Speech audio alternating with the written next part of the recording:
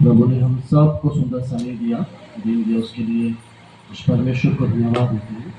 हम थोड़े हैं लेकिन फिर भी उसके स्वर्ग के राज्य के वारिस बने, उसके लिए परमेश्वर को धन्यवाद देते हैं। क्योंकि परमेश्वर का वचन अनेक चीज़ों से कहता है। परमेश्वर ने पूरे पूरे पृथ्वी के लोगों को बुलाया, लेकिन उनमें से कितने लोग हैं? थोड़े। तो आज भी परमेश्वर चाहते हैं कि बुलाए हुए बहुत है लेकिन चुने हुए क्या है? थोड़े हैं। लेकिन प्रभु चाहता है कि वे थोड़े ही अनेक कामों को परिपूर्ण करें। हम एक दूसरे की ओर ना देखेंगे, हम सिर्फ प्रभु का वचन को सुनेंगे। और ज़्यादा समय नहीं दूंगा क्योंकि हम ज़्यादा वचन सुनने से हमारे माइंड में नहीं रहता है कि वचन को हम समझ नहीं पाते, पता नहीं। लेकिन सुनिए, जिसको नींद भी आ रहा है तो आंखों को जागरूक कीजिए, क्योंकि सोने के लिए घर है, ये खुदा का घर है, हमें यहाँ से कुछ लेकर जाना है। परमेश्वर का वचन हमें कई तरह से सिखाता है। प्रभु यीशु मसीह ने लोगों को समझाने के लिए, सिखाने के लिए सिर्फ दृष्टांतों से बात किया कि लोग समझे, जाने। उसने सिक्कों का दृष्टांत दिया, उसने जंगली बीजों का दृष्टांत दिया, उसने सरसों का दाना का दृष्टांत दिया, उसने बालू का दृष्टांत दिया कि लोग क्या करें? वचन को समझ पाए, वचन को समझकर वचन में बने रहे। इस समय सबसे बड़ी चीज कमी पाई जा रही है मनुष्य के जीवन में, वचन। वचन ना होने के कारण हम क्या करते हैं? परमेश्वर से पीछे चले जाते हैं। एक मनुष्य को सबसे ज़्यादा उनको ताकतवर देता है उनका ब्लड। शरीर से जब ब्लड सूख जाता है तो ऑटोमेटिक इंसान का मुंह सफ़ेद हो जाता है, उनके शरीर में कमज़ोर आ जाता है। एक मसीह लाइफ के जीवन में, एक मसीह जीवन में उनको उन्नति करने वाला, उनसे भय को निकालने वाला सिर्फ प्रभु का वचन है। वो वचन रहेगा तो आप किसी को डरेंगे नहीं, भयभीत नहीं खाएंगे। परमेश्वर आपका वचन के द्वारा क्या करता है? साहस देता है। उसने तो वचन को हमेशा अपने जीवनों में और अपने जुबान में रखिएगा। मैंने शुक्रवार को भी एक प्रचार किया था, शनिवार को भी प्रचार किया था। शुक्रवार के दिन में मैंने उपवास के समय में प्रचार किया था और शनिवार को मैंने प्रचार किया था। हमारी ब्लेसिंग कहाँ से लीक होती है पता? मैंने कई बार सिखाया आप लोगों को। हमारी जो ब्लेसिंग है, हमारी जो आशीष जीवन है, कहाँ से लीक होती है पता है? हमारी जुबान से। मैंने कल भी एक ही बात मैंने एक ही बात प्रचार किया, आज भी मैंने एक ही चीज़ें आप लोगों को फिर से दोहरा रहा हूँ, क्योंकि मसीह लोगों का जो जुबान है क्या है? जीवन और प्रभु ने कहा कि तुम्हारी जुबान जीवन और मरण है। हम सर्वदा इस जुबान से जब परमेश्वर की महिमा करते हैं तो सर्वदा इसी जुबान से परमेश्वर के लोगों को भी ब्लेस करना है। ये नहीं कि हम क्रोधित में आकर कुछ भी हम कह दें। इसीलिए अपनी जुबान को, अपनी बोली को क्या करना चाहिए? हमें कंट्रोल करना चाहिए। यदि हमें क्रोधित आए, यदि हमें गुस्सा आए तो अपने हृदय के लिए नहीं, अपनी जुबान के लिए प्रार्थना करें, क्योंकि भीतर में जो है वैसे वही निकलता है। उसी ने परमेश्वर का वचन भी हमारे लिए सब कुछ तैयार करता है। दानियल की किताब में दानियल का 3 मित्र था, सैदक, मैसर और अबीदनगो। उन लोगों के साथ राजा के सामने जब उन लोगों ने दोषी ठहराया गया तो राजा ने उनको आखिरी बार पूछा, क्या तू जानबूझकर इस मूर्ति के सामने दंडवात नहीं करता? उसने एक ही बात कह दिया कि आप हमें मार भी दो फिर भी हम झुकेंगे नहीं। उसने कहा कि फिर एक मौका दे रहा हूँ, फिर बीणा, सारंगी, नरसिंगी बजाया जाएगा, फिर तो झुकेगा तो मैं तुम्हें छोड़ दूंगा। उसने कहा कि नहीं। उसने अपने इस मुंह के द्वारा, जब राजा ने कहा कि इन तीनों को लेकर आग में डाल दो, उन लोगों ने लोगों के भीड़ में बीच में सिर्फ अपनी जुबान के द्वारा एक बार घोषणा किया कि आप हमें आग भी डाल दो, मेरे परमेश्वर में इतने सामर्थ है, क्या होगा? वो हमें आग से भी बचा देगा। उसने सबसे पहला क्या घोषणा किया? उसने ऑलरेडी उस बचाव को ले लिया। आप जब अपनी जुबान से सर्वदा बचाव को लेना चाहते हैं तो परमेश्वर के वचन को पढ़े और परमेश्वर के वचन को ही बोलिए।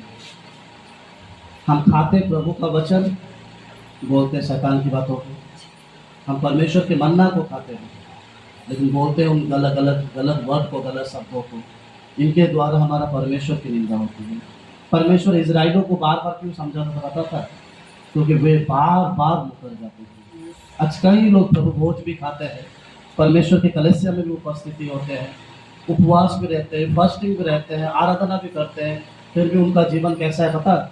मैला छितरे कपड़े पहनते हैं। एक मैला छितरा कपड़ा हम कहाँ रखेंगे? ना कहीं, ना अलमारी में रख पाएंगे, ना पेटी में। कहाँ रख पाएंगे? बाहर ही फेंका देंगे। परमेश्वर हमें मैला चित्र कपड़ा नहीं बनाया है, वो हमें स्वस्थ वस्त्र बनाया है, जिसके द्वारा हमें सर्वदा उसकी महिमा करना है। तो प्रिय लोगों, सिर्फ संडे ही आराधना का दिन नहीं है, हमारे लिए सातों दिन आराधना है। हम यहाँ पर रोएंगे, गाएंगे, एक पूरा चिल्लाएंगे, फिर जब संडे खत्म हो जाएगा दरवाजा के बाहर जाएंगे, सोमवार से शनिवार तक हम अपनी जीवन को जीते हैं, रविवार को प्रभु की ओर से जीते हैं। परमेश्वर कहता है कि सातों दिन उसकी उपस्थिति में जियो। मूसा बदला नहीं, वो परमेश्वर के पास भी जैसा बना था, वो मिस्र में जाकर भी वैसा ही बना। परमेश्वर जानता है कि आपका जीवन कैसा है, उनको अपना जीवन को दो, प्रभु से कहो, प्रभु जैसे आप चलाए वैसा ही मुझे चलाइए, जैसा आप चलाएंगे वैसा ही मैं चलाऊंगा, क्योंकि परमेश्वर हमारी अच्छाई बुराई हर एक चीज को जानता है। जब परमेश्वर ने आदम को बनाया, परमेश्वर ने क्या कहा? आदम का अकेला रहना क्या नहीं है? अच्छा नहीं है। परमेश्वर ने सिर्फ जीवन साथी के लिए, अकेला के लिए बात नहीं कहा। आज परमेश्वर हमारे लिए क्या अच्छा है क्या बुरा है वो जानता है। आप अपनी चीजें प्रभु को दीजिए, प्रभु मेरे लिए क्या अच्छा है प्रभु, आप बोलिए। परमेश्वर जानता है कि आदम अकेला पड़ेगा तो शैतान और हर एक चीज उसको नाश कर देगा, तो परमेश्वर ने कहा कि उसके लिए अच्छा है कि उनके लिए मैं कोई सहायक को रखूं। आज परमेश्वर हमारे लिए कुछ चीजों को रखा है, उन चीजों को आप सोचिए कि प्रभु मेरे लिए क्या सही है क्या गलत है। जो आपके लिए सटीक है प्रभु से कहिए, प्रभु ये मेरे लिए सटीक है, तो प्रभु वैसा ही कीजिए। प्रभु आपके जीवन में नए कामों को करता है। जहाँ पर परमेश्वर आपको चुप रहने के लिए कहता है वहाँ पर चुप रहिए, क्योंकि वहाँ पर आपकी भलाई छुपी हुई है। हालेलुया। जहाँ पर बोलने के लिए कहा गया था वहाँ पर बोलिए। एक भविष्यवाणी हुआ था, यीशु मसीह का मार्ग सुधारने के लिए परमेश्वर ने एक व्यक्ति को भेजा। कौन है? कौन है बोलिए? यीशु मसीह का मार्ग को तैयार करने के लिए परमेश्वर ने एक व्यक्ति को तैयार किया। कौन था? यूहन्ना भविष्यवक्ता। यूहन्ना को जन्म होने से पहले यूहन्ना का माँ भी बूढ़ी हो गई थी, उनका भी संतान ना होने का इम्पॉसिबल था। परमेश्वर ने यूहन्ना के पिताजी से कहा, मैं तुम्हारे लिए, सुनिएगा ध्यान से, मैं क्यों कहता हूँ कि मसीह लोगों को ज़्यादा बोलना, गलत चीज़ों को बोलना, हम अपने जीवन में ब्लेसिंग खत्म करने का कारण हम ही है। हम ही अपने जीवन में हर एक बुरी चीज़ों को लेकर आते हैं, दोष परमेश्वर को देते हैं। परमेश्वर ने यूहन्ना के पिताजी से, जकरिया से कहा, यदि तू अपने जीवन में भलाई को लेना चाहता है, लोगों की निंदा से, लोगों की बोली से, लोगों की चीज़ों से, कुछ चीज़ों से बचना चाहता है, तो तुझे खामोश होना है। मैं तुम्हारे जीवन में एक बड़ा काम करूँगा। परमेश्वर ने जकरिया के जीवन में उनकी पत्नी के गर्भ में एक संतान उत्पन्न करने के लिए तैयार किया। और जकरिया को कहा कि तो तब तक ना बोलना जब तक ये काम तेरे लिए भलाई का ना हो। जब तक यूहन्ना गर्भ में था तब तक जकरिया का आवाज चला गया था। लोग उससे कुछ पूछ भी रहे थे तो कुछ नहीं बता रहे, क्योंकि उसकी आवाज नहीं कर, क्योंकि परमेश्वर ने कहा कि तो तब तक खामोश रहेगा जब तक तुम्हारे जीवन में भलाई उत्पन्न नहीं होती। कई दिन के बाद जब यूहन्ना का जब जन्म हुआ तो परमेश्वर ने उसकी महिमा करने के लिए उसकी जुबान को खोला। कई बार परमेश्वर हमें बहुत सारे लोगों के बीच में खामोश कराता है, क्योंकि उस खामोश में ही हमारा भलाई है। हम समझ नहीं पाते कि सोचते कि वो बोल कर निकल गया, मैं क्यों चुप हूँ, क्योंकि आपको चुप कराने वाला परमेश्वर है, आपको जगह पर खामोश कराने वाला परमेश्वर है। क्योंकि परमेश्वर जहाँ पर खामोश कराता है, सोचिए उस जगह पर आपकी कुछ भलाई छिपी हुई है। फिरौन के पास मूसा 10 बार गया, उससे कहा मेरे लोगों को छोड़, उसने एक ही जवाब दिया, नहीं। मूसा ने कहा कि तू रात को देखना, बोलकर चला गया। मेढक का बारिश हुआ, ओला गिरा, 10 विपत्ति पड़ा, मूसा उसके बीच में कुछ नहीं कहा, क्योंकि परमेश्वर ने मूसा को जितना कहने के लिए कहा उतना ही कहा। तो आज परमेश्वर हमारे लिए जो योजनाएं बनाता है, जो चीज़ों को तैयार करता है, उन चीज़ों को सोचिए, क्योंकि परमेश्वर का मार्ग, परमेश्वर का रास्ता बहुत नज़दीक है। हम दूर दूर चीज़ों को ना जाए, परमेश्वर ने जो हमें दिया है उस चीज़ों को हम पकड़ें। एक बहन ने मुझे फ़ोन किया था, हमारी ये मीटिंग में एक बार आए थे, वो प्रार्थना का पानी और तेल लेकर आए थे। मुझे कहा पास्टर जी मेरा बेटा का तबीयत बहुत ख़राब है, मैं पानी और तेल पिलाया फिर भी ठीक नहीं हुआ। मैंने कहा पिलाया? तो बोला हाँ। मैंने कहा ठीक नहीं हुआ? बोला कोई। मैंने 2 बार पिलाया, 3 बार पिलाया, मैं पिलाकर चला गया, लेकिन ठीक नहीं हुआ। तो मैंने कहा कि आपका विश्वास किसमें था, पानी तेल पर कि यीशु मसीह पर? वो एक ही चीज़ कहा कि नहीं, मैं सोचा कि आप कुछ कर दिए हैं, ये पिलाने से ठीक हो जाएगा। मैं बोला यही तो प्रॉब्लम है, हमारा सोच, हमारा विचार उस तेल और पानी पर नहीं है। जो खुद खड़ा है आपके पास, उस पर हमारा सोच विचार नहीं है। एक जवान पिता का, पुत्र का पिता का क्या कहा कि प्रभु, सबसे पहले मैं अपने बेटे को तेरे चेलों के पास लेकर गया, लेकिन तेरे चेले क्या किए, ठीक नहीं कर पाए, फिर मैं तेरे पास लेकर आया। हम अनेक जगह घूम लेंगे, लेकिन खुद चंगाई करने वाला राजा आपके पास ही है। ना कोई हाथ रखने से चंगाई होगा, ना कोई शब्द बोलने से चंगाई होगा। प्रभु ने क्या कहा, तेरे चंगाई तेरी जुबान में है। 12 वर्ष स्त्री को क्या कहा, है बेटी, तेरे विश्वास ने, तेरी बोली ने, तेरी जुबान ने तुझे क्या किया, रिहाई किया। आमीन। आज हमारा रिहाई प्रभु ने, हमारे खुदावंद यीशु मसीह ने हमारी जुबानों में दी है। जब हम इस कलाम को पढ़ते हैं, जब वचन को अपने हृदय में रखते हैं, जब वचन को नहीं रखेंगे कुछ नहीं होगा। शैतान से मत डरिए, वो खुद डरा हुआ है हम लोगों से, वो खुद परेशान है। शैतान कभी बाइबल को इतना गंभीरता से नहीं पढ़ता है। क्यों नहीं पढ़ता पता है? क्योंकि शैतान जब उत्पत्ति किताब को खोलेगा तो वो पढ़ेगा कि वो कैसा हारा हुआ है। वो निर्गमन खोलेगा, वो मूसा से हारा हुआ है। वो यहोशू खोलेगा तो वो यहोशू से हारा हुआ है। वो प्रकाशित में जाएगा तो उसको अनंत काल के लिए बंद कर दिया जाएगा। शैतान ऑलरेडी हारा हुआ है, तो हम क्या करते हैं, उससे हम डर डर कर रहते हैं। इसलिए इस कलाम को पढ़िए, प्रभु के वचन को पढ़िए कि प्रभु हमारे लिए कौन सा रास्ता खोला गया है। आप जब उस परमेश्वर को जानेंगे अपने जीवन में, तो कार्य करने के लिए सर्वशक्तिमान परमेश्वर हमारे जीवन में काम करता है। परमेश्वर हमारे पोशाक को नहीं देखता है, हमारे गटअप को नहीं देखता है, क्योंकि हमारा पोशाक, हमारा गटअप परमेश्वर को प्रसन्न नहीं करता है। हमारी आराधना, हमारी आत्मिक जीवन, हमारी सच्चाई प्रभु को प्रसन्न करता है। यदि हम सच्चाई से आराधना करते हैं, उसकी महिमा करते हैं, तो प्रभु को भाता है। एक सभा में प्रार्थनाएं चल रहा था, 3-4 लड़के उस जगह पर प्रार्थना कर रहे थे। कुछ लोग बैठकर वे लड़कियों को देख रहे हैं। वो लड़के जीन्स पहनी है, ऊपर से एक ड्रेस पहनकर वो प्रार्थना कर रहे थे। आपस में कुछ बहन लोग कह रहे हैं कि ये लड़के लोग जो जीन्स पहनकर आए हैं, इनकी प्रार्थना सुना जाएगा। कुछ लगता नहीं है कि जीन्स पहनकर कलीसिया में आ जाते हैं, क्या इनकी प्रार्थना सुनी जाएगी? क्या सुनी जाएगी? हमारा परमेश्वर इतना छोटा दिमाग का है, इतनी छोटे सोच के कि उसके जीन्स पहनने के कारण मेरा प्रभु हमारी प्रार्थना को नहीं सुनेगा। वो हमारा गेटअप से कुछ फर्क नहीं पड़ता है, हमारे आत्मिक जीवन कैसा है। कपड़ा पहनना तो हम अभी सीखे, प्रभु के पास कपड़ा पहन कर आ रहे हैं। उत्पत्ति में क्या लिखा था, मैंने प्रभु के पास कैसे थे, मैं कैसे आए थे, नंगे थे ना प्रभु के पास, थे या नहीं? तब तो शर्म नहीं लगा। अब कपड़े पहन कर आते तब शर्म क्यों? परमेश्वर हमारे गेटअप से कुछ नहीं रहता। हम परमेश्वर के पास नंगे ही थे, जाएंगे भी नंगे ही जाएंगे। जब शरीर को छोड़कर जाएंगे तो परमेश्वर चाहता है कि हमारा स्वाभाविक जीवन, हमारा आत्मिक जीवन कैसा हो। हम बड़े बड़े पुरुषत्व में, बड़े बड़े हम सोचते हैं कि कभी कभी हमारा ये साथ सोच मैं भी कभी कभी अपने माइंड में रखा था। जब मैं कलीसिया जाता था, कभी कभी सोचता था कि बड़े बड़े मीटिंगों में प्रभु कितना बड़ा बड़ा काम करता है, भीड़ होगा तो बहुत बड़ा बड़ा काम करेगा। गलत है। पढ़िएगा पहले का काम में छोटा छोटा झुंड ही बड़ा बड़ा तबाही मचाया। छोटा छोटे लोग ही, मछुआरा से लेकर सब्जी बेचने से लेकर छोटा बिजनेस करने वाला ही बड़े बड़े पर्वतों को तोड़ा। ये छोटा कलीसिया ही प्रभु बड़े बड़े बंधनों को तोड़ेगा। आमीन। कलीसिया छोटा नहीं होता, कलीसिया छोटा रहने दो ना, मेरा यीशु मसीह तो विराट बड़ा है। आमीन।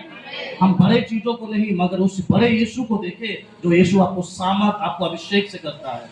वो परमेश्वर आपके जीवन में सब कुछ बदलता है, वो बदलने वाला परमेश्वर है। हम बड़े बड़े जगहों में जाने से कुछ नहीं है, क्योंकि खुदा तो तेरे पास है, परमेश्वर तो हमारे पास है। तो हमें इन चीज़ों की आवश्यकता की नहीं है। वो परमेश्वर भला परमेश्वर है। वचन को फॉलो कीजिए। मैंने कई बार, मैं शुरू से एक ही चीज़ आप लोग को समझाता हूँ, वचन को फॉलो कीजिए, वचन को मानिए। वचन क्या कहता है? परमेश्वर अपने से ज़्यादा महत्व अपने वचन को दिया।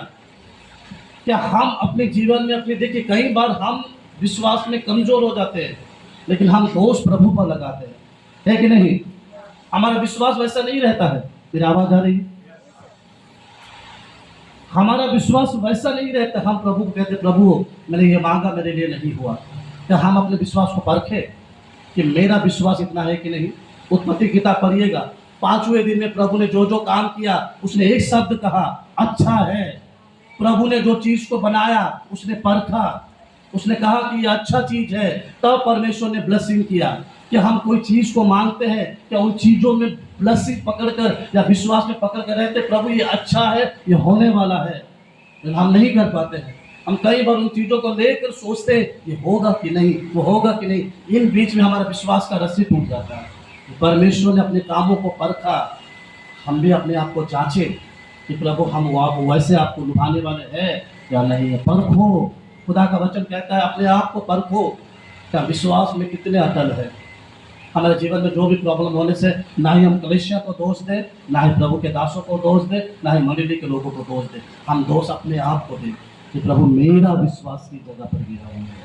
यदि आपका विश्वास प्रभु के सम्मुख में है तो प्रभु आपको जरूर आपके जीवन में काम करेगा।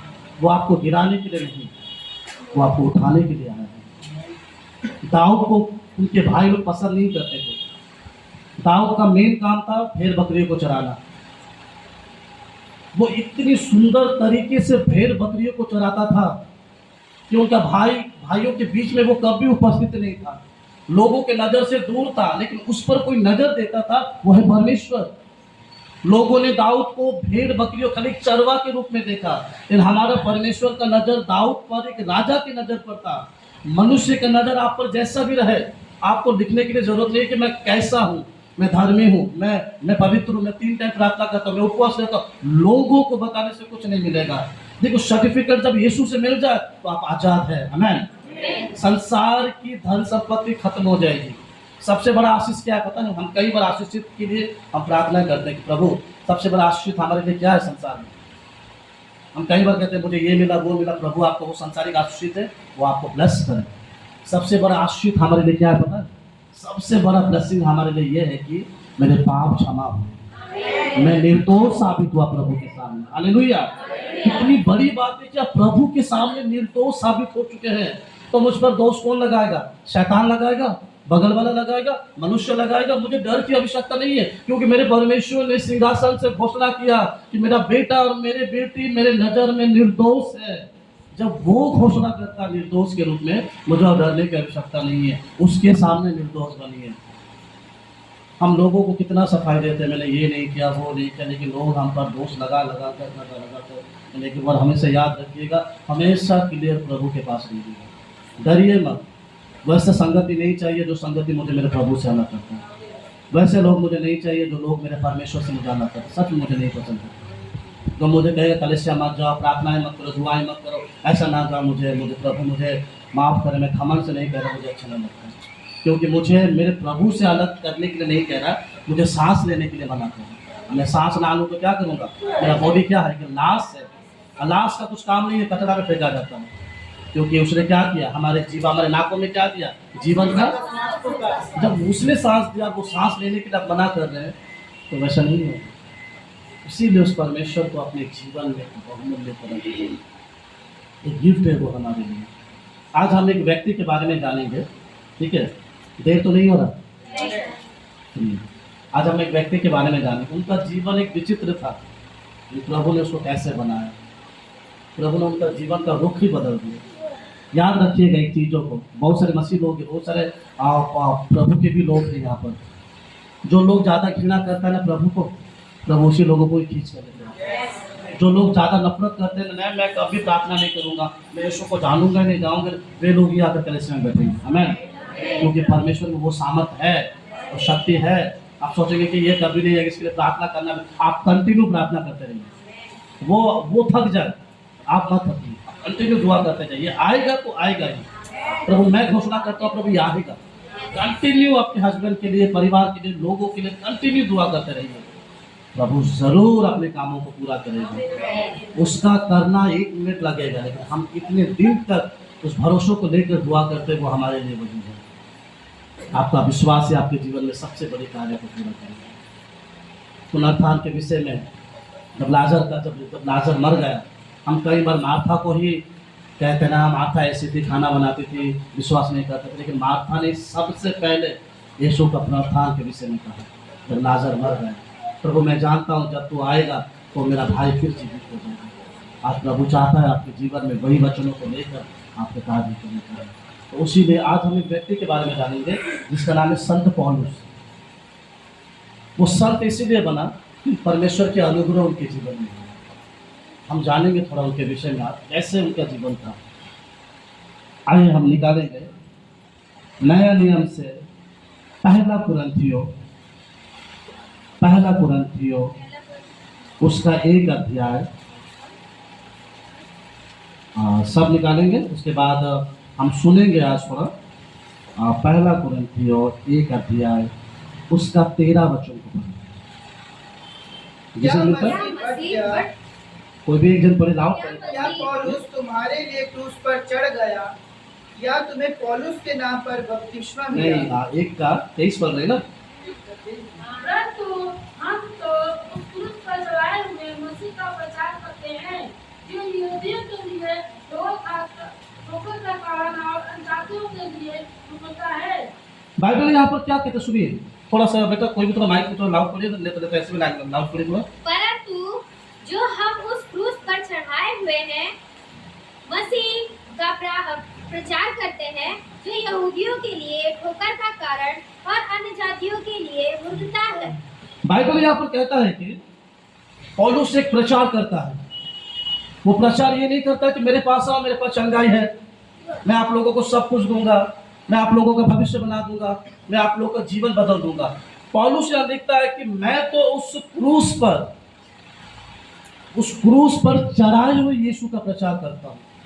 अब क्रूस को हम लोग एक्चुअली बहुत सारी चीज़ों को हम ध्यान नहीं देते हैं। आप जब क्रूस को गंभीरता से देखेंगे आपको कुछ अलग दिखाई देगा। उसमें आपको वो घायल यीशु, वो मांस से निकला हुआ यीशु, वो कांटा पहना हुआ यीशु, वो अपने आप को वहाँ पर अपने आप को कमज़ोर करने वाला यीशु, आप यीशु को जिस तरह से देखेंगे आप समझ पाएंगे कि यीशु मसीह का जीवन कैसा था। पौलुस यहाँ पर कहता है कि मैं एक प्रचार करता हूँ उस क्रूस पर चढ़ाए हुए यीशु जो मेरे पापों के लिए, मेरे गुनाहों के लिए, मेरे अपराधों के लिए, मैं उसका प्रचार करता हूँ। आज हमारा प्रचार कैसा है? हम लोगों को किस तरह से प्रचार करते हैं? मुझे अच्छा लगता है जो लोग अचानक ना जानकर, ना डर कर, ना भय खाकर जो प्रभु के बारे में बोल देते ना, अच्छा लगता है। हमारे बहन ने सुंदर गवाही दी ट्रेन में, मुझे अच्छा लगा। मेरे भाभी भी सेम है।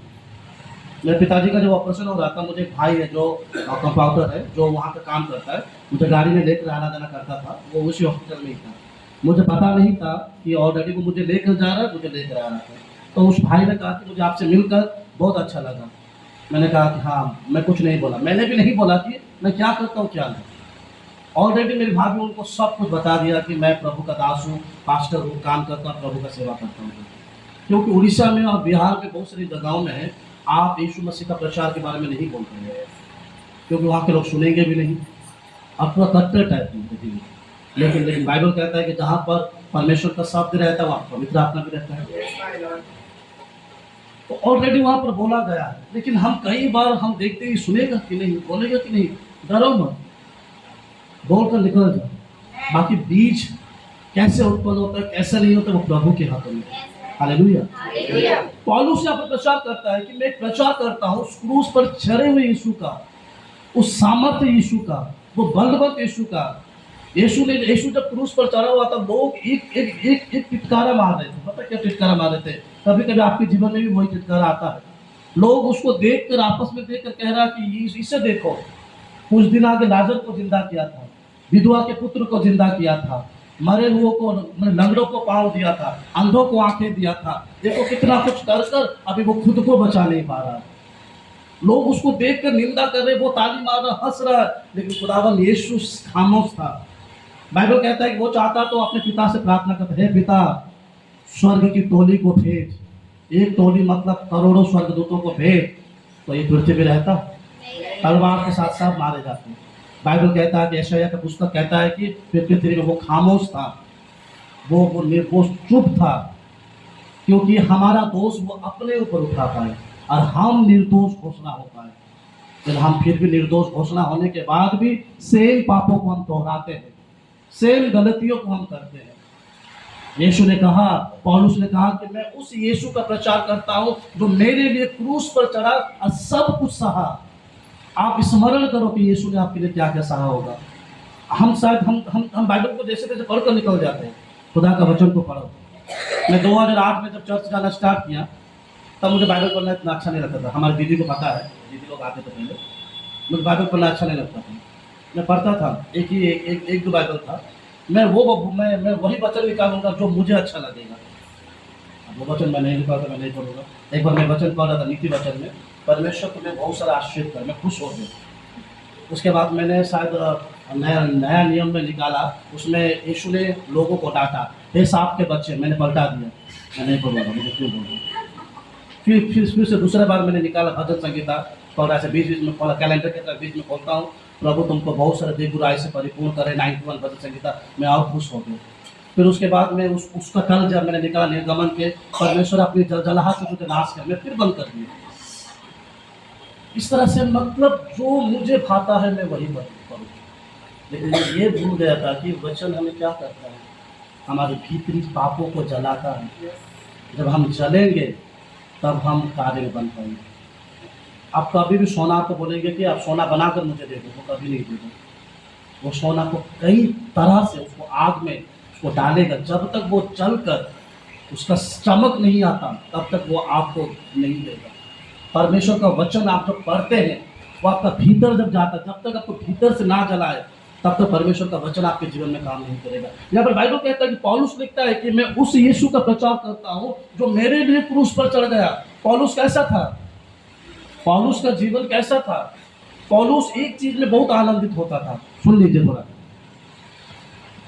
पौलुस का मेन काम था मसीह लोगों को मारना, मसीह लोगों को सताना, मसीह लोगों को पूरा बुरी तरह से करना। वो नहीं देखेगा कौन लड़की है, कौन लड़का है, कौन स्त्री है, वो लड़कियों का, लड़कों का और पूरा बालों को पूरा घसीट कर लेकर आकर उसको मारेगा। पौलुस का यही काम था। उसका मन फिर भी शांति नहीं हुआ। वो महायाजक के पास गया, उसने कहा कि तुम मुझे एक लेटर दे, जब लोगों को मैं मार मार कर मार भी दूं कोई मुझे एक उंगली भी ना उठाए। और महायाजक ने लेटर भी दे दिया। मैं वचन को नहीं निकाल रहा हूँ, समय हो जाएगा। महायाजक ने लेटर भी दे दिया। उसने अपने साथियों को रेडी किया। साथियों को रेडी करने के बाद चलो हम मसीह लोगों को मारेंगे। वो बड़े आनंद के साथ, खुशी के साथ, या जो भी मिलेगा उसको मार कर नाश कर देंगे। पौलुस का मेन काम यही था, मसीह को मारना, मसीह लोगों को नाश करना, मसीह लोगों को कत्ल कर देना। अब बाइबल कहता है कि जब खुदा का वचन कहता है कि उसको बड़ा आनंद मिलता था जब मसीह लोगों को मारते मारते मारते जैसा एक जगह दमिश्क के पीछे जब गया, वो घोड़ा में जा रहा था, उसके साथ जो साथियां थे, अचानक उसके आंखों के सामने एक बड़ा सा गोल वाला एक रोशनी आया। उसकी आंखों में जब रोशनी पड़ा वो घोड़ा के साथ उलट गया। जैसे वो उलटने के बाद ऐसा मुंह के बल जब गिरा, उसको एक शब्द सुनाई दिया। वो वंडरफुल शब्द था। मुझे, मैं जब इस शब्द को मैं पढ़ता हूँ ना, मुझे बहुत अच्छा लगता है। निकालेंगे तो हम निकालेंगे पैरतों का काम 9 अध्याय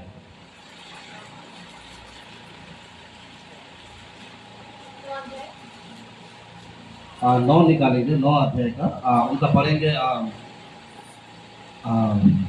3 पढ़ेंगे।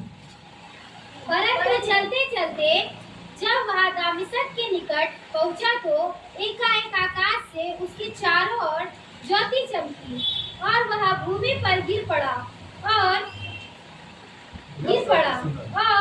यह शब्द सुना, हे साउल, मुझे तुझसे क्या, तू मुझे क्यों सताता है? बाइबल यहाँ पर कहता है कि जब पौलुस गिरा, उसका नाम पहले शाऊल था, जब शाऊल भूमि पर गिरा तब उसे एक आवाज सुनाई दिया कि हे साउल, तू मुझे क्यों सताता? तब उस व्यक्ति ने जब आंखों को उठाया ना, उसकी आंखों की रोशनी गायब, उसको सब अंधकार दिखाई देने लगा। उसने सिर्फ एक बात कहा कि प्रभु तू कौन है? उसने कहा कि मैं वही यीशु नासरी हूँ जिसे तू मुझे सताता है। देखिए बाइबल क्या कहता है पता है? पौलुस ने यीशु को कभी नहीं सताया था, ना ही उसको क्रूस पर चढ़ाया था, ना ही उसको मारा था। वो सता किसको रहा था? किसको सता रहा था? देखिए वो भला परमेश्वर, मैं आप लोगों को क्या याद दिलाने के लिए कोशिश कर रहा हूँ, आप लोग को समझिए, ठीक है? जल्दी नहीं है तो सुनिए, सुनिए आज का वचन को सुनिए। परमेश्वर अपने लोगों के लिए फिर से पौलुस से बात करने आया और कहा कि तू मुझे क्यों सता रहा है। उसने कहा कि प्रभु तो कौन है मुझे नहीं पता। उसने कहा कि मैं वही यीशु नासरी हूँ जिसे तू सताता है। पौलुस मसीह लोगों को सताया, मतलब यीशु को सताया। उसने क्या कहा, तू मेरे लोगों को छुएगा तो मेरी आंखों की पुतली को छूता है। आज आप क्या सोचते हैं, शत्रु आप पर प्रबल हो गया, ये आप पर हंस रहा है, आपको मजाक कर रहा है। परमेश्वर ने, मूसा ने क्या कहा इस्राएली लोगों को, कुछ मत करो, चुप रहो, खाली परमेश्वर के कामों को देखो। आप लोग साइलेंट होकर खाली प्रार्थना कीजिए, आप प्रभु के कामों को देखो। यहाँ पर साउल ने परमेश्वर के शब्दों को सुनकर पूरा मिट्टी को ढूंढने लगा, पागल हो गया, चिल्लाने लगा। साउल बात कर रहा है, उसके जो दोस्त थे, जो लोग जो पौलुस के साथ थे, वे लोग आकर उसको पकड़ रहे, क्या हो गया। उसने कहा कि क्या तुझे कोई आवाज सुनाई नहीं दे रही है। उसके मित्र ने कहा कि नहीं। तो फिर परमेश्वर ने बात किया, देखो अभी मुझसे बात कर रहा। उसने कहा कि मुझे सुनाई नहीं दे रहा। उसके कोई मित्र ने कहा कि मुझे सुनाई नहीं दे रहा। फिर वो आवाज किसके लिए था, पौलुस के लिए था। कई बार, बहुत बार प्रभु हमें आवाज देता है, उस आवाज को हम सुन नहीं पाते। हम बगल वालों को देखते हैं, अगल वालों को देखते हैं। कई बार वर्शिप में, प्रार्थना में, आराधना में प्रभु हमारे भीतर से बात करता है। हम सोचते हैं कि नहीं, मेरे लिए नहीं है। आवाज सिर्फ पौलुस के लिए था। उसको कई बार आवाज प्रभु आपके लिए देता है। सुनो परमेश्वर की आवाज को। आप आवाज तब सुन पाएंगे जब वचन को सुनकर, पढ़कर अपने हृदय में रखेंगे, तब परमेश्वर की आवाज को पहचानेंगे। प्रभु ने क्या कहा, मेरा भेड़, मेरे लोग, मेरे व्यक्तियां मेरे शब्दों को पहचानते हैं। आमीन। यदि हम प्रभु के शब्दों को पहचानते हैं तो अपने हृदय को हमेशा खाली रखो। आवाज पौलुस के लिए था, आवाज खाली पौलुस को सुनाई दे रहा था, लेकिन उसके जो साथियां थे उनको बिल्कुल आवाज सुनाई नहीं दे रहा था। ये वही पौलुस है जो प्रभु के लोगों को मारता था। जब प्रभु की आवाज को सुना तो टल बदल गया। 3 दिन तक अंधा था, 3 दिन तक वो घर में पड़कर था। एक व्यक्ति जब तक उसके लिए प्रार्थना नहीं किया तब तक उसका जीवन नहीं बदला। हनन्याह नामक एक व्यक्ति ने उसके लिए प्रार्थना किया, तब उसकी आंखों से एक छिलका गिरा, तब उसकी आंखों की रोशनी आई और उसकी आत्मिक रोशनी भी आई। तब से उसने परमेश्वर को जानना स्टार्ट किया। कई बार जब तक प्रभु का मार हमें नहीं पड़ता ना, हम जान नहीं पाते प्रभु क्या है। बीच बीच में प्रभु हम लोग को इंजेक्शन लगाता है, अच्छा है कि नहीं? सही बात है कि नहीं? मैं तो कभी कभी कहता प्रभु बीच बीच में मार हो, मार होने से हम जान पाएंगे कि हाँ प्रभु है, प्रभु है। एक जानवर है जो ऊपर कभी नहीं देखता, उसके अंतिम समय में ऊपर देखता है। कौन है? सूअर जीवन भर नीचे देखते देखते गुजर गया। उसको पता ही नहीं कि इतना बड़ा आकाश भी है, बड़े बड़े पेड़ पौधे भी है।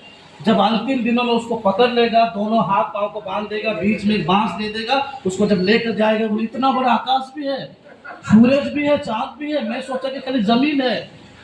उसको आज जीवन में ये आखिरी बार उसको याद आता कि आकाश बड़ा है। तब तक उसको पता नहीं था कि आकाश है बोलकर। कई के बाद हमें जब मार पड़ता है, जब हमारे जीवन में समस्या आता है, तब हम जानते हैं कि नहीं, परमेश्वर का अनुग्रह भी है। मार भी पड़ना जरूरी है, क्योंकि प्रभु ने कहा कि मैं पिता होकर तुम पर छड़ी ना चलाओ तो तुम कभी नहीं बदलोगे। प्रभु हमसे प्रेम करता है, इसलिए वो हमसे छड़ी भी उठाता है। पौलुस यहाँ पर प्रभु के लोगों को मारने के लिए गया। प्रभु ने उनको रास्ते में रोका और उसका जीवन को बदला। आज प्रभु चाहता है कि उसकी आवाज़ को सुनकर हम प्रभु के कार्य को हम कर पाएंगे। प्रभु का वचन यहाँ पर और एक कहता है, इब्रानियों की पत्री 3 अध्याय का उनके 7 और 8 में एक वचन कहता है। जल्दी पढ़िए, जल्दी। इब्रानियों की पत्री 3 अध्याय 7 और 8। जैसा पवित्र आत्मा कहता है, यदि आज तुम उसका शब्द सुनो। जैसा पवित्र आत्मा कहता है, आज कब? आज। कब? आज। ये वचन कल पढ़ेंगे तो क्या होगा? कल, परसों, 3 दिन के बाद। आप जब पढ़ेंगे आपके लिए एक ही वचन पूरा कंप्लीट रहेगा, एक ही वचन ही रहेगा। आज मैं आज पढ़ रहा हूँ, प्रभु तेरा पवित्र आत्मा के साथ मुझे सुना दे। मैं कल बाइबल निकालूंगा, प्रभु मैं आज पढ़ रहा हूँ, तेरे शब्दों को सुन पाऊँ। मैं परसों खोलूँ, प्रभु मैं आज पढ़ रहा हूँ, क्योंकि आपके लिए कल है, परमेश्वर के लिए आज आज आज ही है। हम कई बार गुनाह करके पाप करके कहते प्रभु ये आखिरी गलती है, प्रभु देखिएगा मैं कल सुबह उठकर फिर अपने पापों का अपराधों को नहीं करूँगा। कल का इंतजार मत कीजिए, आज तो आज ही। बाइबल कहता है कि आज ही तुम पवित्र आत्मा के आवाज को सुनोगे तो क्या करोगे? तो अपने मन को कठोर ना करो। क्या कठोर ना करने के लिए कह रहा है? कठोर ना क्योंकि मन तो हर एक चीजों को धोखा देने वाला क्या है? मन है। वस्तु है। परमेश्वर का वचन कहता है कि मन को कठोर ना करो, परमेश्वर के वचन को सुनो। फिर जैसा कि क्रोध दिलाने के समय और परीक्षा के दिन जंगल में किया था, जहाँ तुम्हारे बाप दादाओं ने मुझे जांच कर परखा और 40 वर्ष तक मेरे काम देखे। इस कारण मैं उस समय के लोगों से क्रोधित रहा और कहा, इनके मन सदा भटकते रहते हैं और इन्होंने मेरे मार्गों को नहीं पहचाना। तब मैंने क्रोध में आकर शपथ खाई, वे मेरे विश्राम में प्रवेश करने ना पाएंगे। परमेश्वर ने वे लोगों, इस्राएली लोगों को कहा कि तुम कनान पहुंच नहीं पाओगे। ये क्यों कहा पता है? उसका मन सटीक नहीं था। आज हम मसीह लोगों का मन सटीक है? सटीक है? अच्छी बात है, ईमानदार बनने से मुझे अच्छा लगता है। हम मसीह लोगों का मन सटीक है कि हम एक चीज में बने रहते हैं? दानियल एक चीज में बना रहा, सैदक मैसक एक चीज में बना रहा, दाऊद एक चीजों में सब बना रहा। आज हमारा मन कैसा है? कभी यहाँ, कभी वहाँ, कभी यहाँ। प्रभु का वचन है, यहाँ पर कहता है पौलुस को आवाज दिया। आवाज सिर्फ पौलुस के लिए था, पौलुस ने सुना, पौलुस का जीवन बदला। आज कई बार आवाज आपके लिए होता है, आप सुनिए, आपका जीवन को बदलिए। याद रखिएगा, जब तक आप लोगों को देखना ना छोड़ेंगे तब तक आपका जीवन नहीं बदलेगा। कौन कैसा कर रहा, कौन कैसा जी रहा है, कौन कैसा पोशाक पहन रहा है, उन चीजों पर ध्यान ना देकर प्रभु के वचन पर हम जब ध्यान देंगे ना, ऑटोमेटिक वो आपका जीवन बदल जाएगा। हम क्या करते हैं? हम उन चीजों पर ज्यादा ध्यान देते देते ना, हम अपना जीवन को पूरा बदल देते हैं। यहाँ पर बाइबल कहता है कि पौलुस लिखता है कि यहाँ पर मैं उस यीशु का प्रचार कर रहा हूँ जो यीशु मेरे लिए क्रूस पर चढ़ा, उसने अपने जीवन को बदला। आवाज पौलुस के लिए था, पौलुस को सुनाई दिया। पौलुस 3 दिन के बाद उनकी जीवन को बदला। उसके बाद वही जो मारने वाला व्यक्ति क्या किया? प्रचार करना शुरू किया, लोगों को कलीसिया कलीसिया प्रचार करना स्टार्ट किया। अब पौलुस का जीवन क्या हो गया? संपूर्ण रूप से बदल गया, क्योंकि पौलुस के जीवन में अनुग्रह हुआ। आज हम भी बचाए गए हैं, हम पर भी अनुग्रह हुआ है। यदि हम पर अनुग्रह हुआ है तो अपना अनुग्रह को कैसे रखना चाहिए? बचा कर रखना चाहिए। पाप कर कर अनुग्रह को मत खोइए, गलत काम कर कर अनुग्रह को मत खोइए। याद रखिएगा, ये हमारा परमेश्वर है, जो परमेश्वर आपके लिए स्वर्ग से उतर कर पृथ्वी पर आ सकता है। देखिए, चाहता तो वे अपने स्वर्गदूतों को भेज सकता, लेकिन पवित्र परमेश्वर के पास जाने के लिए हमें क्या होना पड़ेगा? पवित्र होना पड़ेगा। बकरे के बलिदान से, गाय के बलिदान से, ऐसा बलिदान से जो निष्कपट, निष्पाप और पवित्र हो। वो सिर्फ एक ही था, वो है प्रभु यीशु मसीह, जिसके लहू से हम पवित्र हुए, शुद्ध हुए और परमेश्वर के निकट में हम बैठ पाए। हमारा स्वभाव भी हमारे परिवार में हमें विजय देगा, हमारा स्वभाव भी हमारे घर के लोगों को बदलेगा, हमारा विचार ही हमारे आसपास के लोगों को बदलेगा। जब बदलाव हमारे जीवन में है तो प्रभु हमारे लिए सब कुछ करेगा। यहाँ पर पौलुस की पत्री मारी वचन लिखता है, पहला कुरिन्थियों उसका 15 का 10 और 11 निकालिए। पहला कुरिन्थियों 15 अध्याय 10 और 11। परंतु मैं जो कुछ भी हूँ परमेश्वर के अनुग्रह से हूँ। पौलुस यहाँ लिखता है कि जो कुछ भी मैं हूँ वो किसके द्वारा हो? परमेश्वर के अनुग्रह से। तो मसीह लोग जब परमेश्वर की आत्मिकता में बढ़ने से, सेवकाई में बढ़ने से कैसा होना चाहिए? घमंडी की या शून्य? शून्य। पौलुस 13 पत्रियों को लिखा, कई मिशनरियों को तैयार किया, लेकिन वो एक चीज कह रहा है कि आज मैं जो भी कुछ हूँ सिर्फ प्रभु के प्रयास में हूँ। आज आप बचाए गए हैं, प्रभु की महिमा हो। आज आप जीवित हैं, प्रभु की महिमा हो। आज आप सुसमाचार को सुन पाते हैं, प्रभु की महिमा हो, क्योंकि प्रभु चाहता है कि आप हर एक चीज में बचाए जाए। फिर वह व्यर्थ नहीं हुआ, परंतु मैंने उन सब से बढ़कर परिश्रम भी किया, तो भी यह मेरी ओर से नहीं हुआ, परंतु परमेश्वर के अनुग्रह से जो मुझ पर था। इसीलिए चाहे मैं हूँ चाहे वे हो, हम यही प्रचार करते हैं और इसी पर तुमने विश्वास भी किया। हालेलुया। पौलुस लिखता है कि आज जो कुछ भी मैं हूँ सिर्फ प्रभु की अनुग्रह से ही हूँ। यदि आप प्रभु के अनुग्रह से बचाए जाते हैं तो उस परमेश्वर को सर्वदा अपने जीवन में बचाए रखने के लिए, अपने भीतर रखने के लिए आप स्थापित होंगे। कलीसिया परमेश्वर का दिया हुआ एक सुंदर गिफ्ट है। आप लोग को पता नहीं है कि बहुत सारी जगहों में कलेसियाँ नहीं मिलती हैं लोगों को। लोग मंडली, आप लोग को यकीन नहीं होगा, मैं 10 दिन था उड़ीसा में, मैं एक भाई के साथ, तो भाई को सुसमाचार सुनाया गया और भाई के गाड़ी में मैं मंडली ढूंढ दिया, मुझे मिला ही नहीं। हॉस्पिटल के अलावा वहाँ कुछ नहीं मिल रहा। संडे का दिन में मैं इतना परेशान हो गया, प्रभु छोटा भी मंडली मिले, कैथलिक भी मिले, मैं उसमें भी चला जाऊँगा, प्रभु मुझे तेरा घर चाहिए। मिला नहीं, पूरा घर में मैं ढूंढ के मिला नहीं। आखिर में हम लोग एक घर लिए थे, वहाँ पर हम लोग परिवार में बैठ कर दरवाज़ा बंद करके उस रविवार के दिन में आराधना की। कई बार हॉस्पिटल में हम लोग आराधना की, कई बार हम लोग चलते चलते प्रभु की महिमा करते गए। हम सबों को इतना सुंदर जगह मिला, प्रार्थना करने का एक इकट्ठा होने का जगह मिला। आप पढ़िएगा पैरतों का 2 अध्याय में, लोग पैरत को घेर के रखते थे कि लोग बाहर निकलेंगे तो मारेंगे। प्रभु हमारे लिए एक रास्ता खोला है, हम खुलकर आराधना करते हैं। उस आराधना को, उस अनुग्रह को सर्वदा प्रभु के लिए बना कर रखें, क्योंकि हमारा परमेश्वर आपको छोड़ा नहीं है। वो सर्वदा आपकी आवाज़ को, आपकी प्रार्थनाओं को सुनता है और आपके जीवन में कार्य करता है। आज हम यीशु में आकर भी हमारे जीवन में गलत काम क्यों होता है? आज हम प्रभु में आकर भी हमारा स्वभाव क्यों नहीं बदलता?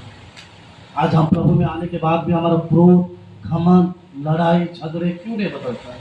लोग हमें क्या कहते हैं पता है? लोग हमें एक ही चीज़ कहते हैं कि चर्च में जाकर के हम यही सीखते हैं।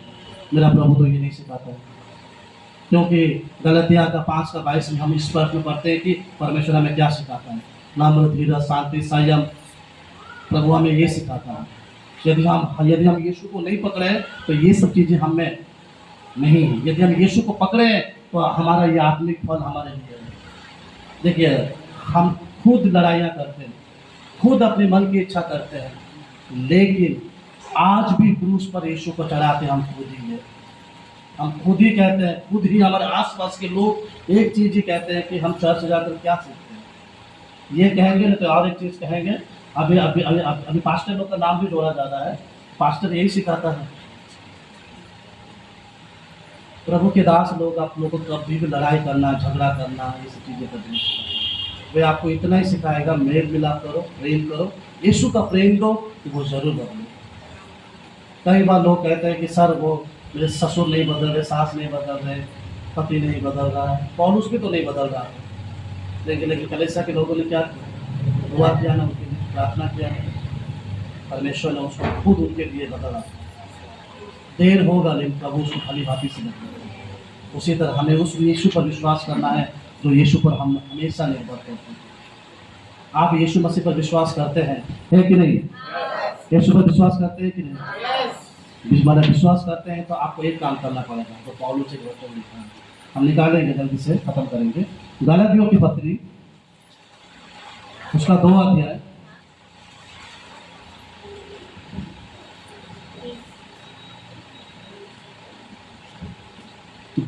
उसका 20 वचन। मैं मसीह के साथ क्रूस पर चढ़ गया हूँ। मैं मसीह के साथ क्या चढ़ गया हूँ? क्रूस पर चढ़ गया हूँ। और अब मैं जीवित न रहा, अब मैं जीवित ना रहा, पर मसीह मुझ में जीवित है। हाँ, और मैं शरीर में जो जीवित हूँ, तो केवल उस विश्वास से जीवित हूँ जो परमेश्वर के पुत्र पर है। हालेलुया। हालेलुया। मैं यीशु के साथ कहाँ चढ़ा? क्रूस पर। अब मैं जीवित नहीं रहा, लेकिन मुझ में कौन जीवित है? मसीह। आप समझ पा रहे हैं कि नहीं समझ पा रहे? बताइए। आपको थोड़ा सा एग्जाम्पल दे रहा हूँ, जल्दी सुनिए। यहाँ देखिए, सोचिए, मैं एक नॉर्मल व्यक्ति हूँ। मैं यीशु पर विश्वास करता हूँ, लेकिन मैं पाप भी करता हूँ। फिर होता प्रभु कल से पक्का पाप नहीं करूँगा। फिर कल आएगा, फिर लड़ूंगा, झगड़ूंगा, बुराई करूंगा, झगड़ा करूंगा, फिर पछतावा करूंगा, फिर मैं रहूंगा। रोना तो मगरमच्छ के आंसू भी बोलते हैं। मगरमच्छ जब रोता है ना, क्यों मगरमच्छ के आंसू बोलते हैं? कि पता नहीं चलता मगरमच्छ रो रहा है कि पानी से भीगा हुआ है, ठीक है ना। फिर हम पछतावा करते हैं, फिर हम सब करते हैं। लेकिन हम जब निर्णय लेते हैं कि प्रभु मैं आज से पाप को छोड़ा हूँ, लड़ाई को छोड़ा हूँ, बुराई को छोड़ा हूँ, गंदगी को छोड़ा हूँ, जब हम चीज़ों को छोड़ते हैं, तो जब हम अकेला रह कर जो पाप करते हैं तो क्या करता है? यीशु क्या करता है? हमारे साथ रहना स्टार्ट करता है, ठीक है। सोचो कि मैं अकेला था तो प्रभु मेरे साथ रहना स्टार्ट किया, ठीक है। मैं यीशु के साथ क्रूस पर चढ़ा, अब मुझ में यीशु है। मैं जो भी करता हूँ मेरे भीतर में कोई है, जो मुझे रोकता है। मैं क्रोध भी आता हूँ तो पवित्र आत्मा मुझे साइलेंट करता है। मैं लड़ता भी हूँ तो पवित्र आत्मा मुझे क्या करता है, साइलेंट करता है। क्योंकि अब मैं अपनी अभिलाषा, मैं लड़ाई झगड़ा सब चीज को मेरे क्या हो गया, खत्म हो गया। मेरे भीतर में जो आत्मा है, जो यीशु का आत्मा है, वो मुझे लीड कर रहा है। मतलब मेरे भीतर में जो अभिलाषा की आत्मा है वो मर गया। आप मुझे, मेरे भीतर जिंदा कौन है? जब यीशु आपके भीतर में जिंदा है तो वो आपको लड़ाई करना सिखाएगा नहीं, बुराई करना सिखाएगा नहीं, घमंड करना सिखाएगा नहीं। वो आपसे प्रेम करना, आनंद करना, हर एक चीज के द्वारा सिखाएगा। क्योंकि मैं ऑलरेडी, थैंक यू बेटा, मैं ऑलरेडी क्या हो गया था, मर चुका था। लेकिन मुझ में अभी कौन जीवित है? मुझ में कौन जीवित है? प्रभु यीशु मसीह जीवित है। जब यीशु जब क्रूस पर चढ़ा तो हमें भी उसी सांसारिक क्रूस पर चढ़ना है। यीशु क्रूस पर चढ़कर संसार की चीजों को खत्म किया। आज हम क्रूस पर चढ़कर हम भी पाप की अभिलाषा, लड़ाई, घमंड, अहंकार, इन चीजों को क्या करेंगे? आपको एक गाना पता है, मसीह बिना जीना बेकार है? उसमें लिखा है ना, है ना, मैं मसीह के साथ क्रूस पे चढ़ गया, मैं मसीह में हूँ, मसीह मुझ में है। मैं मसीह के साथ क्रूस पे चढ़ गया, मैं मसीह में हूँ, मसीह मुझ में है। आत्मा बिना जीना बेकार है, वही मेरा जीवन का आधार है। आत्मा बिना जीना बेकार है, वही मेरा जीवन का आधार है। मसीह बिना जीना बेकार है, वही मेरा जीवन का आधार है। मसीह बिना जीना बेकार है, वही मेरा जीवन का आधार है। कितने लोग यीशु के क्रूस के सर उठाकर चलेंगे तो क्रूस उठा के मैं चलने लगा, मेरा दूल्हा यीशु मसीह है। क्रूस उठा के मैं चलने लगा, मेरा दूल्हा यीशु मसीह है। क्रूस उठा के चलना मेरा काम है, अंत में स्वर्ग में विश्राम है। क्रूस उठा के चलना मेरा काम है, अंत में स्वर्ग में विश्राम है। मसीह बिना जीना बेकार है, वही मेरा जीवन का आधार है। मसीह बिना जीना बेकार है, वही मेरा जीवन का आधार है। हालेलुया। सच है, वो खुदा हमारे भीतर जब रहता है, लोग हमें नहीं पहचानते हैं। लोग हमें आकर कहते हैं कि क्या बात है, आगे से तो मैं आपको बहुत बदला हुआ लगता हूँ, आपको मैं इतना कुछ बोलता हूँ तो आप कुछ जवाब ही नहीं देते हैं। आप मैं देखता हूँ कि आप आगे की तरफ आपका बातचीत, बोली सब बदल गया है। आप जहाँ झगड़ा होता था पहले आप वहाँ खड़े होते थे, जहाँ पर शराब पिया जाता था वहाँ पर खड़े होते थे, लड़ाइयों में, आपकी बोली में सब कुछ आपका बदल गया। क्या है? तब हम जवाब देते हैं कि मैं ऑटोमेटिक मर चुका हूँ, अब मेरे भीतर में यीशु जीवित है, वो मुझे जैसे चलाता है वैसा ही चलता हूँ। प्रभु आपके भीतर में रहकर काम करते हैं। यदि आपका भीतर में रहकर जब यीशु काम करता है तो यीशु को सम्मानित और उसको महिमा दीजिए। क्योंकि पौलुस ने एक बात कहा, मैं उस क्रूस पर चढ़ा हुए यीशु पर विश्वास करता हूँ। और हमारा प्रभु क्रूस पर चढ़ाकर फिर उतर चुका है और उसने वायदा किया, मैं तुम सबको फिर लेने के लिए आऊँगा। और उसके हर एक वायदा क्या है?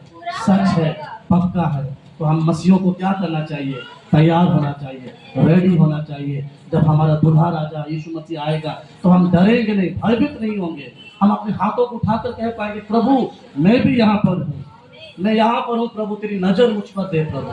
जब हम इन चीजों को जब ध्यान देंगे तो यीशु के साथ उसके राज्य में प्रवेश करेंगे। हमारा स्वभाव भी मेरे यीशु को भी विजय करता है, हमारा नम्रता ही मेरे यीशु को विजय करता है, हमारा आत्मिक जीवन ही मेरे यीशु को विजय करता है। यदि आपका आत्मिक जीवन, आपका स्वभाव, आपका विचार जब आप यीशु के पास आकर भी सेम नहीं है तो आपके लिए यीशु नहीं मरा।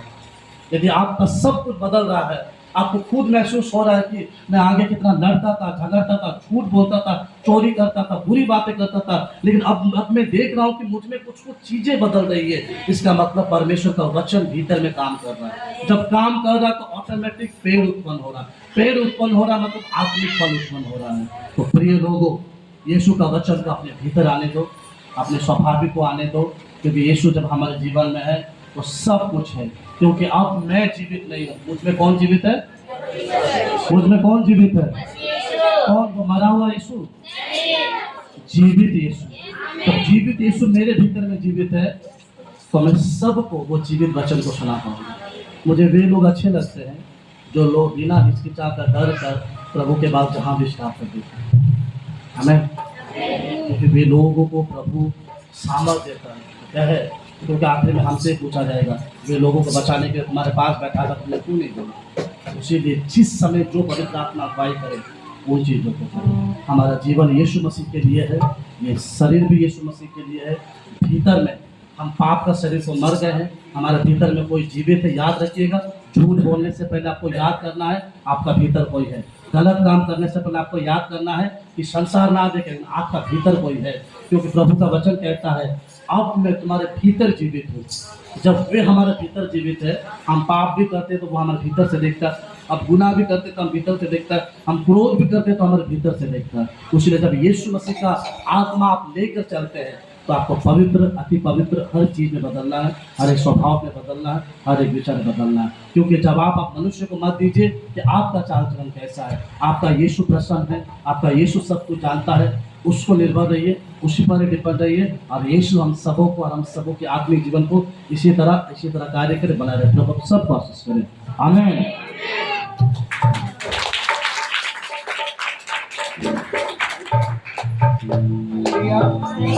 हालेलुया।